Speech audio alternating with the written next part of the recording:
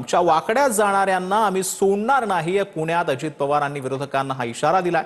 आम्ही कायदा मोडणार नाही, आचारसंहितेचं भंग करणार नाही असं देखील अजित पवारांनी म्हटलंय। मला हलक्यात घेऊ नका, मी पण मोठ्या काकांचा पुतण्या आहे, अजित पवारांचं हे वक्तव्य पाहायला मिळतंय।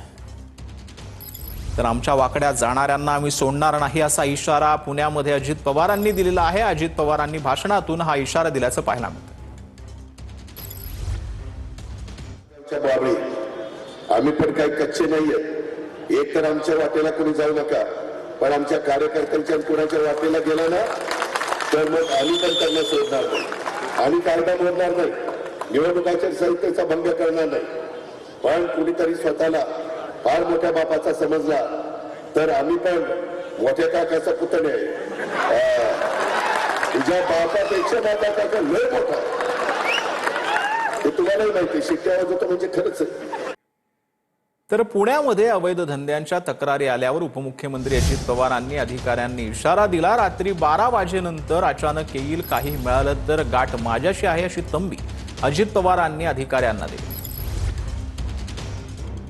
मी जरी एक्साइज मिनिस्टर असलो तरी मी त्या ठिकाणी सांगतो, आणि मीच इथला गार्डियन मिनिस्टर असल्यामुळं मी त्यांना सांगेन की मी अचानक रात्री 12-1ला तिथं जाईल, आणि जर का दिसलं तर माझ्याशी गाठ आहे अशा पद्धतीने मी एसपी आणि त्याच्या खालच्या टीमला सांगेन। तर पालिकेच्या 99% निधी सत्ताधारी आमदारांना दिला असं आदित्य ठाकरेंनी म्हटलंय। मुंबईत एकही खरा मुंबईप्रेमी मंत्री नाही असं देखील आदित्य ठाकरेंनी म्हटलंय। पालकमंत्री आपापसात भांडण्यात गुंतले आहेत। आदित्य ठाकरेंनी हा निशाणा जो आहे तो साधलेला आहे। महापालिकेचा 99% फंड हा त्यांनी त्यांच्या सत्ताधारी आमदारांना दिलेला होता। काही काही असेही लोक होते जे अजूनही लोकप्रतिनिधी म्हणून कधी आले ना, आता तर तिकीट पण नसतील मिळाली, पण त्यांच्या नावावर तो फंड वापरला गेला। जे पाणी आपण पाहतोय, कुठे प्रेशर चढत नाहीये, कुठे काय चावी बंद पडली आहे, कुठे नवीन पाणी तुंबतंय, कुठे कचऱ्याचा ढिगारा पडलेला आहे, कुठे फुटपाथ तुटलेला आहे, हे जे 4 वर्षात दिसते आपल्याला, हे मुंबईत कधी असं चित्र नव्हतं असं हे दिसायला लागलेलं आहे। बरं, दिसते तर दिसते, पण जायचं कोणाकडे?